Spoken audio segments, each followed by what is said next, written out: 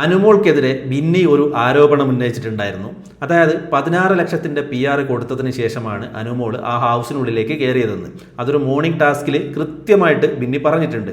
പക്ഷേ ബിന്നി ഔട്ടായതിനു ശേഷം, പുറത്ത് വന്നതിന് ശേഷം ഒരു ഓൺലൈൻ മീഡിയയ്ക്ക് കൊടുത്ത ഇൻ്റർവ്യൂവിൽ പറയുന്നുണ്ട്, ഞാൻ PRൻ്റെ കാര്യം മാത്രമേ പറഞ്ഞുള്ളൂ, അല്ലാതെ 16 ലക്ഷത്തിൻ്റെ കാര്യമൊന്നും പറഞ്ഞിട്ടില്ല എന്ന്. ആ ഒരു എപ്പിസോഡ് എടുത്തു നോക്കിയാൽ കൃത്യമായിട്ട് മനസ്സിലാവും ബിന്നി ആ ഒരു 16 ലക്ഷത്തിൻ്റെ കാര്യം പറഞ്ഞിട്ടുണ്ട്. അത് പറഞ്ഞ് അനുവും ബിന്നിയും തമ്മിൽ ഒരു വഴക്കുണ്ടായിട്ടുണ്ട്. ഇപ്പൊ പുറത്തിറങ്ങിയതിനു ശേഷം എന്താണ് ബിന്നി ഇങ്ങനെ ഒരു കള്ളം പറയുന്നത് എന്ന് യാതൊരു പിടിയില്ല.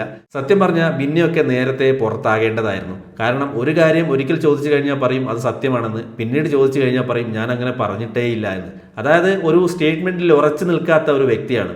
ശരിക്കും പറഞ്ഞാൽ ഇപ്പോൾ അത് ഏറ്റവും കൂടുതൽ ഇമ്പാക്റ്റ് ആയിട്ടുള്ളത് അനുമോൾക്ക് തന്നെയാണ്. അതായത് അനുമോൾ PR കൊണ്ടാണ് അവിടെ നിലനിൽക്കുന്നത് എന്നാണ് ഇപ്പോൾ എല്ലാവരും വിചാരിച്ചു വെച്ചിരിക്കുന്നത്, ആ ഒരു സ്റ്റേറ്റ്മെന്റ് പറഞ്ഞത് കാരണം.